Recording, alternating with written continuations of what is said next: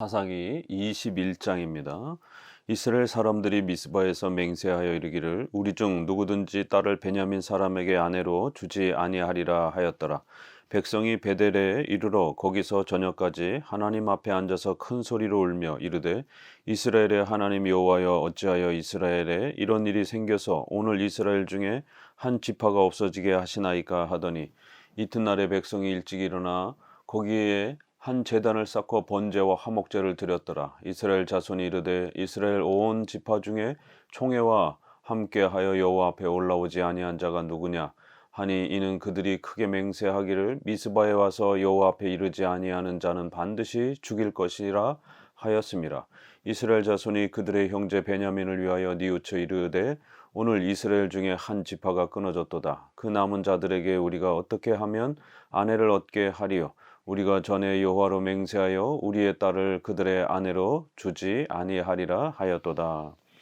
이제 사사기 21장은 앞서 19장, 20장, 21장 이렇게 연속되어지는 바로 기독교 윤리의 부패와 타락의 이 모습을 통해서 구약의 이스라엘 백성 바로 교회가 얼마나 심각한 타락과 부패의 또 이 불순종의 이러한 비참함 속에 빠져 있는지들을 엄히 경고해 주고 있습니다.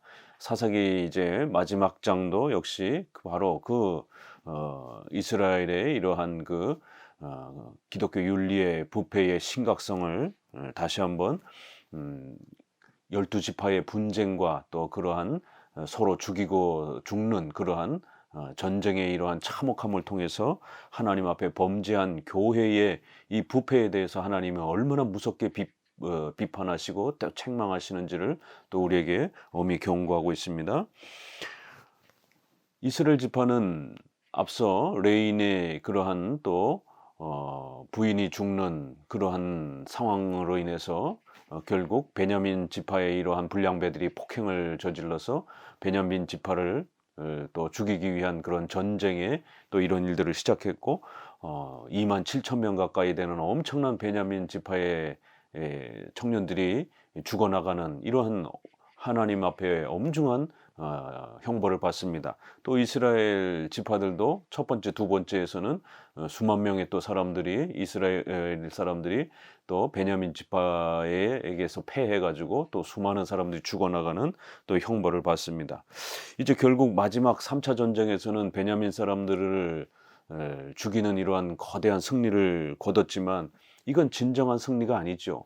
왜냐하면 가나안 족속들을 향해서 그들과 전쟁을 해서 그들을 죽이고 그들이 차지하고 있었던 땅을 얻는 것, 이거는 하나님께서 여호수아에게 약속하셨던, 하나님이 약속하신 바로 그 가나안 땅, 언약의 땅이라고 하는 거대한 하나님의 명령이 있었고 또 그 하나님의 명령에 순종하는 그러한 복인 것입니다. 그러나 이제 지금 전쟁은 교회가 교회를 죽이는, 성도가 성도를 죽이는 가장 참혹하고 무서운 비참한 죄를 저지르는 이제 이러한 내용이기 때문에 승리를 거뒀어도 그거는 하나님 앞에 더 무서운 죄악을 범하는 이런 결과를 맞이한 겁니다.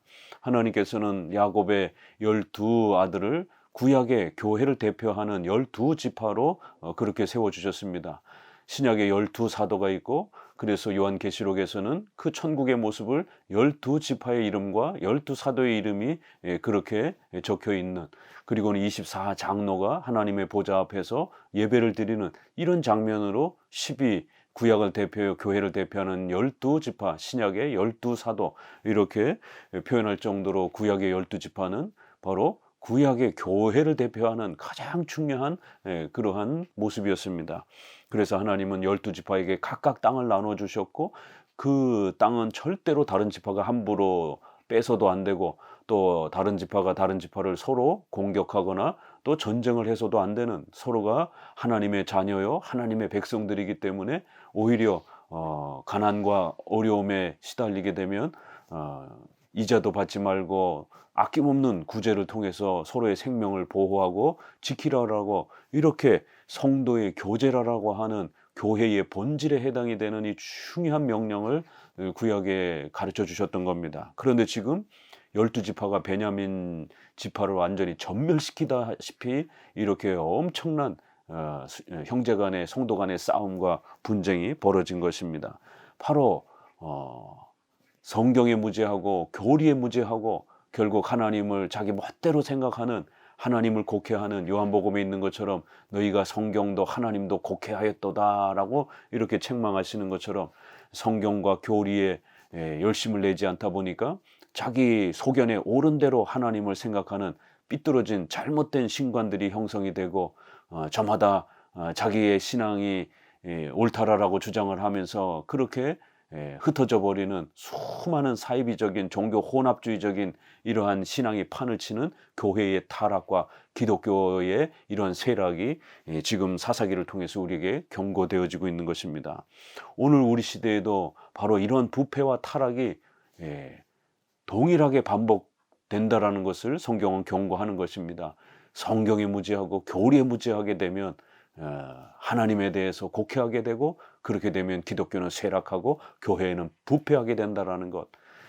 그 부패의 가장 대표성은 바로 종교 혼합주의가, 우상 숭배를 통한 종교 혼합주의가 팽배할 것이고, 또 하나는 이런 동성애와 가정이 붕괴가 되는 이러한 가정 질서의 이러한 타락으로 바로 이 부패와 쇠락이 그렇게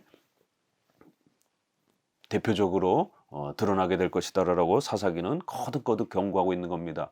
이런 경고들이 지금 오늘날 한국교회 안에 종교 혼합주의에 대한 이런 수많은 모습들, 또 그 다음에 동성애를 기본으로 해서 낙태법을 합법화하고 차별금지법 같은 이 기독교를 파괴하는 이런 법들을 합법화하려고 하는 이러한 불신자들의 도전, 또 어리석은 또 타락한 좌경화된 또 자유주의화된 이러한 교회들의 이러한 타락의 도전 때문에 한국 교회는 더 엄청난 지금 고통과 쇠락의 길을 걷고 있는 것입니다. 그래서 우리는 사사기의 말씀을 더욱 자세히 이해해야 되고, 바로 이러한 고통과 부패 속에서 어떻게 하나님께서 또 살 길을 우리에게 알려주시는지, 어떻게 회개해야 우리가 살아날 수 있는지, 바로 그러한 또 내용을 사사기를 통해서 한편으로는 엄중히 징계하면서도 왜 교회가 이렇게 됐는지에 대해서 그 중요한 원인을 밝혀주고, 또 우리가 어떻게 회개하고 하나님 앞에 또 우리 자신의 잘못을 고백하고 나아가면 하나님이 어떻게 도와주시는지를 또 그 답을 우리에게 가르쳐 주는 것입니다. 결국 이스라엘 지파는 베냐민 지파를 완전히 이렇게 전멸시키고 나서는 뒤늦게 자기네들이 한 지파가 전멸될 정도로 위험에 처했다라는 것을 그제서야 깨달은 겁니다. 다 죽이고 나서 깨달은 것이에요. 그러자 하나님 앞에서 울면서, 하나님 여호와여, 어찌하여 이렇게 오늘날 이런 일들이 생겼습니까? 이건 자기들이 범죄하여 죄를 지은 것인데 마치 하나님이 이렇게 한 지파를 없애는 이런 일들을 행하신 것처럼 이 섭리에 대한 또 잘못된 이해인 것이죠. 하나님의 절대 주권과 작정과 섭리란 하나님이 우주 역사와 교회의 역사 전체를 지배하고 다스리는 것입니다. 그러나 그렇다고 해서 이 죄에 대한 책임과 의무와 그 대가를 하나님께 돌리는 건 아닙니다. 하나님께서 죄를 진 게 아니라 우리가 죄를 짓고 범죄하는 것입니다. 죄에 대한 책임은 분명히 우리 자신에게 있는 것이에요. 그런데 결과를 이렇게 하나님께 핑계를 대면서 마치 하나님이 섭리 역사 속에서 이런 결과가 벌어지게 만든 것처럼 자기들이 잘못해놓고 자기들이 그렇게 폭력적인 복수심에 빠져서 한 지파를 이렇게 전멸하다시피 이렇게 만들어 놓고 하나님의 섭리에다가 그렇게 핑계를 대는 또 이러한 오류를 범합니다. 그러자 결국 불이 나게 한 제단을 쌓고 번제와 화목제를 드렸더니, 얼핏 보면은 회개를 하는 것처럼 보여지지만 이건 참된 회개가 아니라 우리 이제 뒤에 그 해결책에서 보면 두 가지 죄악이, 더 폭력적인 죄악이 등장을 하고 난무합니다. 그렇기 때문에 이 예배를 드리는 이 모습은 참된 회개가 아니라 결국 자기들의 죄를 가리우기 위해서 자기들은 아주 경건한 것처럼 그렇게 예배로 형식적이고 가식적인 타락한 또 이러한 모습으로 예배를 치장을 해서 마치 자기들이 하나님 앞에 경건한 것처럼 그렇게 경건의 또 흉내를 내는 그런 모습일 뿐인 것입니다. 왜냐하면 이제 그 다음 구절에 보니까 이 베냐민 지파 남은 사람들에게 어떻게 가정을 꾸리게 해서 다시 베냐민 지파가 더욱 번성할 수 있도록 할 수 있을 것인가, 한 지파가 소멸되지 않도록 어떻게 대책을 꾸려야 될 것인가 라고 이제 의논을 하는 과정에 자기들이 전쟁을 하기 위해서 결국 미스바에 모였을 때 어느 누구도 자기들의 딸을 이 베냐민 지파에게 주지 않기로 그렇게 맹세하고 이 맹세를 어기는 자들에게는 저주를 선언했다라는 것입니다. 이거는 아주 극단적인 맹세인 겁니다. 성경적으로 맹세를 올바르게 해야 되는 겁니다. 3계명과 9계명에 입각해서 성경적인 맹세를 해야 되고 또 우리 인간이 할 수 있는 맹세를 해야 되는 것이지 할 수 없는 맹세 또 비성경적인 맹세는 하면 큰일 나는 겁니다. 또 혹시라도 우리의 무지함 속에 잘못된 신앙 속에서 했더라 할지라도 빨리 포기해야 되고 빨리 없애야 되는 겁니다. 왜냐하면 비성경적인 것이기 때문에 그걸 행하게 되면 더 죄를 짓게 되는 더 큰 악을 범하게 되는 일이 벌어지니까 비록 9계명에 있어서 거짓말하지 말라 3계명에 있어서 하나님 앞에 거짓된 맹세를 하지 말라라고 하는 이 부분에 따라 우리가 한 번 한 맹세는 반드시 지켜야 됩니다. 그러나 그건 성경적이고 또 윤리적인 그런 맹세일 때는 우리가 반드시 지켜야 되지만 비성경적인 그런 맹세일 때는 빨리 깨닫는 순간 빨리 포기해야 되는 겁니다. 내가 어리석어서 잘못된 맹세를 한 것에 대해서 깨닫고 빨리 포기하고 내려놔야 됩니다. 그건 죄가 아닌 것입니다. 더 큰 죄악을 범하려고 이 맹세를 지킨다? 이거는 잘못된 접근인 것입니다. 그래서 이스라엘 백성들이 이렇게 서로 지파 간에 절대로 결혼을 하지 않겠다. 이방인들하고 결혼을 하는 건 죄지만 이스라엘 12지파가 서로 며느리를 보고 또 이렇게 딸을 주고 이러는 것은 성경적인 것입니다. 왜냐하면 주 안에서 결혼하라고 했기 때문에. 근데 자기들의 복수심 때문에 베냐민 지파에게는 절대로 이제 혼인의 이러한 관계를 맺지 않겠다라고 어리석고 즉흥적이고 극단적인 이러한 맹세를 했던 것입니다. 근데 문제는 그 맹세를 또 계속 지켜가려고 하는 것이에요. 그러니까 이제 어떻게 해야 우리가 이 맹세도 지키고 또 베냐민 지파에게 또 아내를 얻어서 자손이 번성할 수 있도록 할까? 이제 이 두 개를 다 같이 해결하려고 하다 보니까 충돌이 나고 문제가 되는 것입니다. 왜냐하면 자기들의 거짓되고 악한 맹세를 해놓고 이것은 우리가 하나님 앞에 맹세한 거니까 반드시 지켜야 되는 것처럼 이것도 결국 경건을 그렇게 또 자기들이 굉장히 경건한 것처럼 그렇게 외적으로는 아주 맹세를 했으니까 반드시 하나님 앞에 한 번 한 맹세는 반드시 지켜야 된다라고 하는 이러한 말씀을 잘못 곡해해가지고 그렇게 자기들이 악하고 죄악된 맹세를 해놓고도 그거를 마치 지켜야 되는 것처럼 이렇게 십계명에 대한 하나님의 말씀을 자기 멋대로 자기 소견에 옳은 대로 자기 식대로 이렇게 해석을 하는 기독교 윤리의 부패의 모습을 보게 되는 것입니다.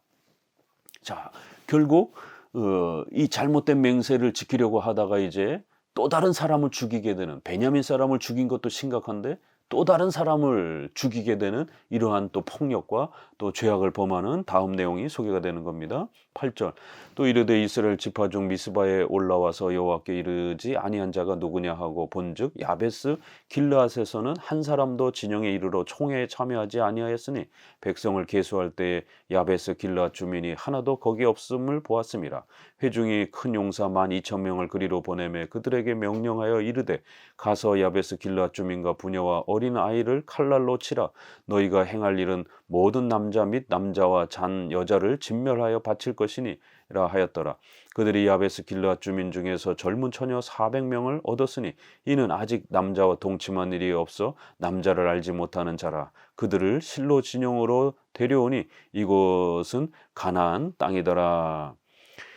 온 회중이 림몬 바위에 있는 베냐민 자손에게 사람을 보내어 평화를 공포하게 하였더니 그때 베냐민이 돌아온지라. 이에 이스라엘 사람이 야베스 길르앗 여자들 중에서 살려둔 여자들을 그들에게 주었으나 아직도 부족함으로 백성들이 베냐민을 위하여 뉘우쳤으니 이는 여호와께서 이스라엘 지파들 중에 한 지파가 빠지게 하셨음이었더라.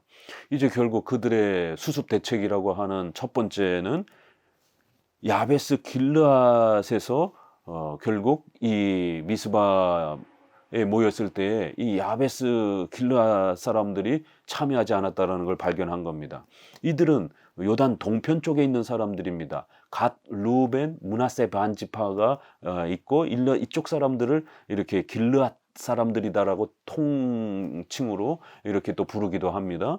그러니까 이 중에서 참여하지 않은 사람이 있다라는 것을 지파가 있다라는 걸 발견하고는 결국 야베스 길르앗 사람들을 죽이고 부녀와 어린아이들까지 전부 다 죽이고 거기서 딸들을 처녀 딸들을 강제로 훔쳐오는 이런 폭력을 저지른 것입니다.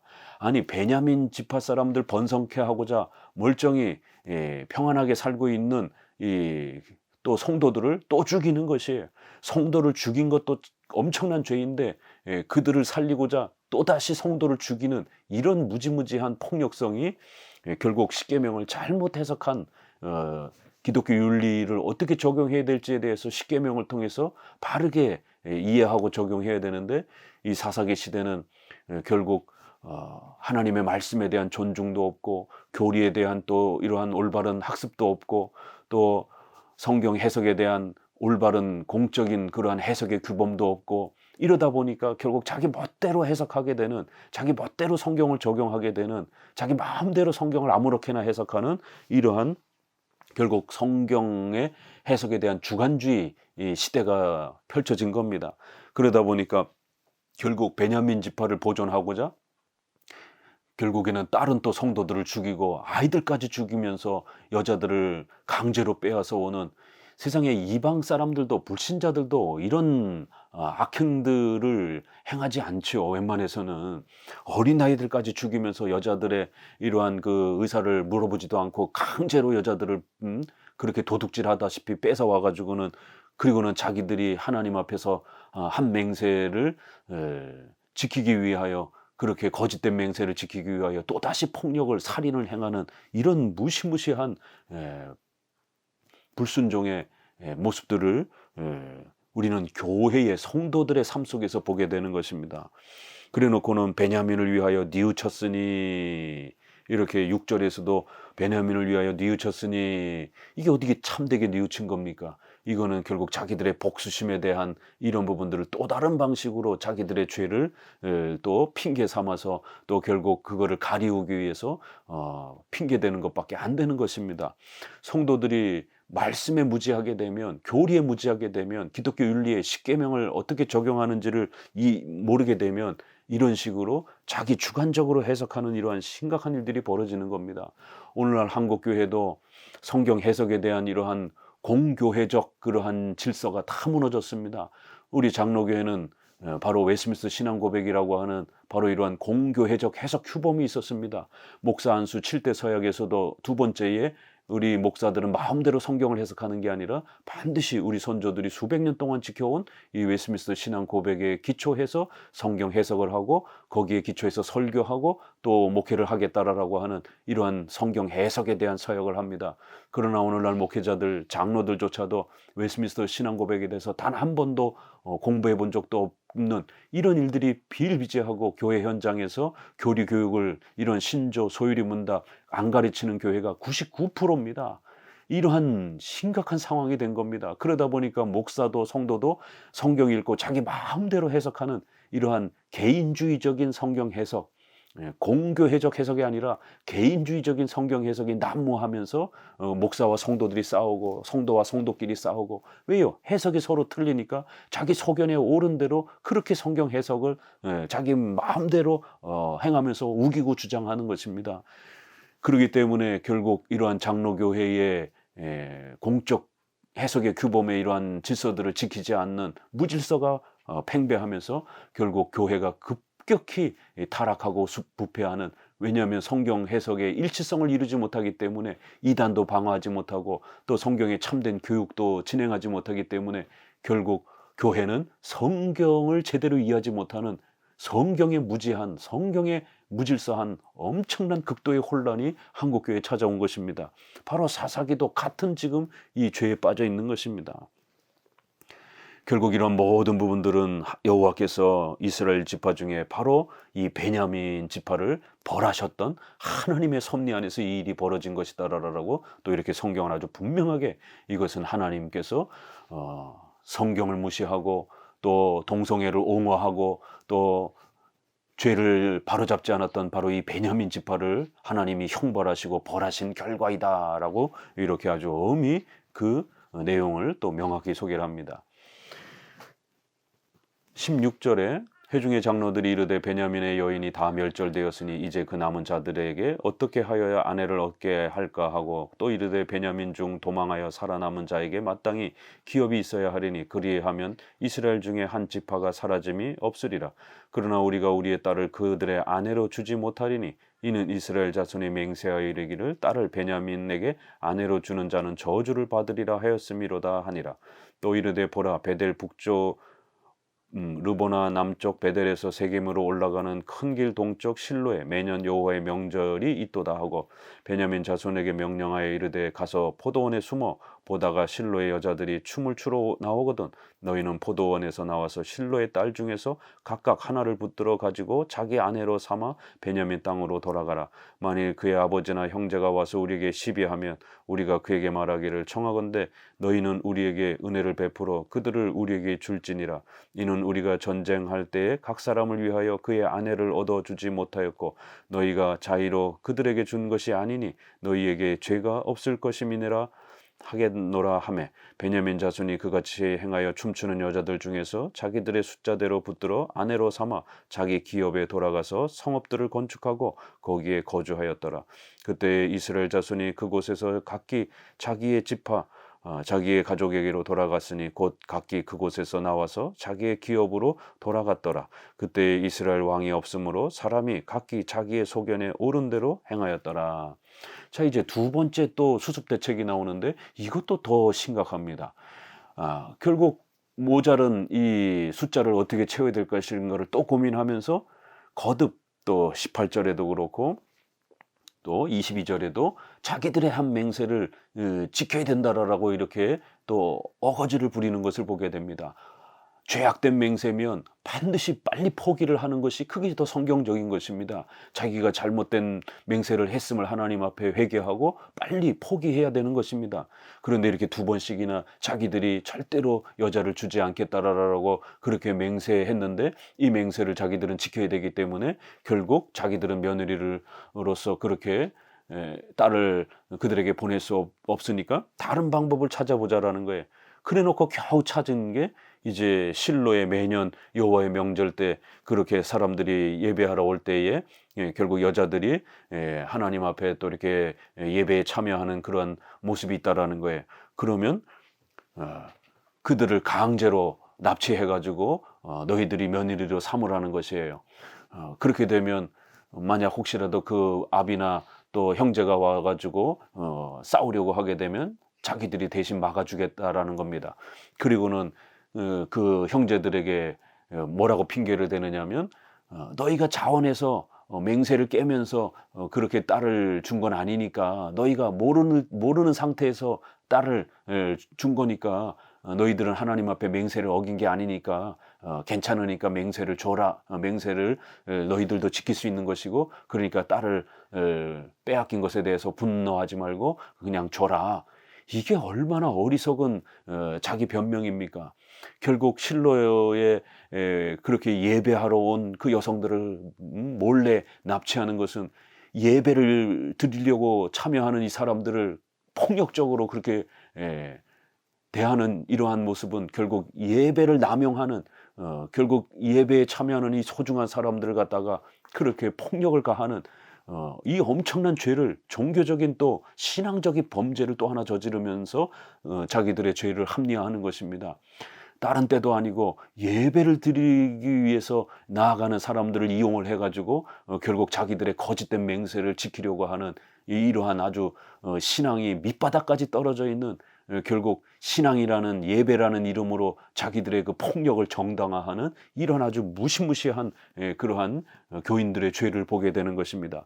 그리고는 또 그 부모들에게 너희가 자발적으로 준 게 아니니까 너희들은 모르는 상태에서 그렇게 딸을 빼앗긴 것이니까 너희들은 그 맹세를 어긴 게 아니다. 그러니까 괜찮다. 이러면서 결국 자기들의 악한 맹세를 그런 식으로 거짓말로 폭력으로 유지할 수 있는 것처럼 어떻게 하나님 앞에 하는 맹세를 폭력과 거짓말로 유지한다는 게 이게 말이 됩니까?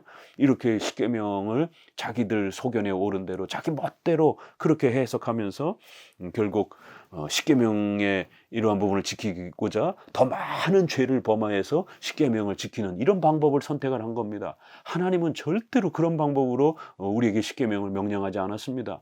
산상수훈의 마태복음 5장, 6장, 7장만 보아도 이렇게 우리가 외적인 그러한 형식만 지키고 있어도 되는 게 아니라 더 내면적인 것까지 지켜내야 된다라고 이렇게 십계명의 그 거룩성과 순결성을 소개합니다.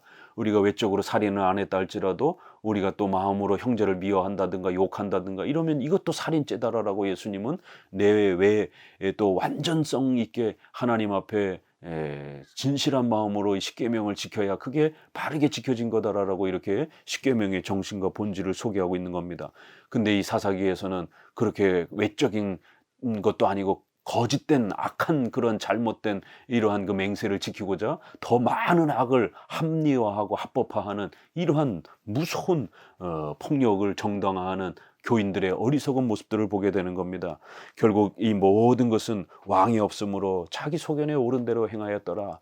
인간의 이 부패함과 타락은 결국 참된 왕이신 장차 이제 또 다윗왕 또 더 나아가서는 메시아이신 예수 그리스도만이 이 부패를 해결할 수 있는 참된 궁극적인 왕이다라고 이렇게 소개하면서 결국 하나님의 말씀에 순종하지 않았기 때문에 교리에 무지하다 보니까 자기 마음대로 성경을 해석하고 목사들도 자기 마음대로 성경을 해석하면서 공교회적인 교회가 지켜온 사도신경과 또 우리 장로교회 웨스트민스터 신앙고백과 같은 공교회적 해석의 규범을 지키지 않으므로 성경을 자기 멋대로 자기 소견대로 적용하여 악을 결단해 놓고 또 다른 악으로 그 악을 포장하면서 그렇게 또 경건의 모습을 있는 것처럼 드러내고 또 종교적인 이런 예배와 이런 중요한 신앙의 이러한 수단들을 자신들의 욕심과 욕망을 표출하는 그런 도구로 사용하는 이런 어리석은 모습들을 우리는 또 사사기를 통해서 깨닫는 겁니다. 오늘 한국교회 안에도 이러한 어리석은 부패와 타락이 얼마나 많습니까? 더더욱 성도들은 사사기를 마감하면서 이 사사기에서 하나님이 엄히 꾸짖고 있는 이 죄에 대한 이런 무서운 모습들을 우리는 두려워해야 되고 바로 성경을 통해서 하나님의 뜻을 바르게 깨닫고 회개하며 하나님이 무엇을 기뻐하시고 원하시는지를 또 찾아가셔야 될 것입니다. 감사합니다.